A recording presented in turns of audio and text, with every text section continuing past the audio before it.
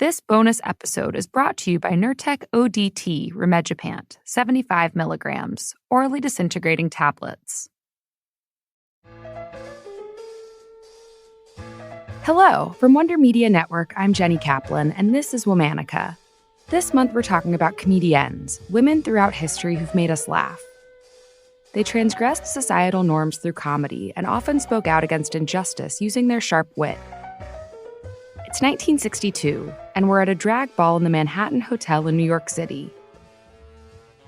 The music is booming and people dance sweatily to the beat. But suddenly, the music is turned off. The night is cut short. The cops are here to shut everything down. Partygoers and performers alike run to escape the premises. But amidst the drag queens is a young lesbian who can't quite get out in time. Sure enough, the next day, the headline of the New York Post reads, "Cops grab 44 men and a real girl in slacks." This real girl in slacks would go on to change the world of comedy, relentlessly fight for the rights of queer people, and much more. Please welcome Robin Tyler. Robin Tyler was born Arlene Chernick in Winnipeg, Manitoba, Canada in 1942. From a young age, Robin wasn't afraid to speak her mind. In one story about a teenage Robin, she was standing at a busy street corner in Winnipeg holding a sign that proclaimed, "Gay is good." It's unclear if her neighbors really understood what the sign meant. Despite Robin's confidence, her family rejected her queerness. So in 1972, she moved to Toronto, and later to New York City, in search of a more welcoming community.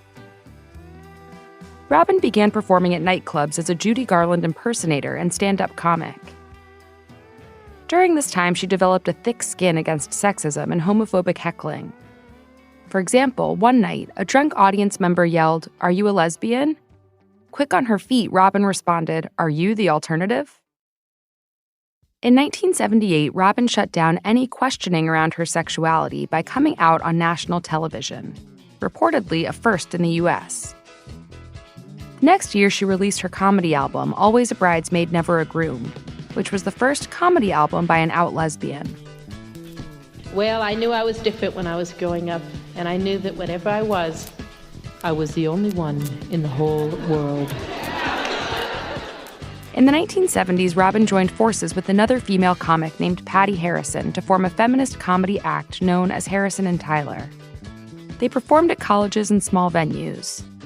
That's how they met another Womanican, Maxine Feldman, and ended up producing the early lesbian anthem Angry at This. Robin and Patty were radicals for their time. They performed anti-war material about Vietnam. They were dragged off the field of a Rams versus Raiders football game after protesting the lack of scholarship funding for female athletes. Robin once said, "We were the first women to make women the subject and not the object of humor." For Robin, humor was the razor-sharp edge of the truth. Her comedy always had political implications. She worked for almost 3 decades as an event organizer, speaking publicly at the first National March on Washington for lesbian and gay rights. The march drew more than 100,000 demonstrators to D.C. to demand equality and civil rights. Robin also went on to produce comedy festivals, music festivals, all spaces for gay people, lesbians, women, and trans people to explore and enjoy their art. In 2004, Robin and her partners sued LA County, challenging the ban on same-sex marriage.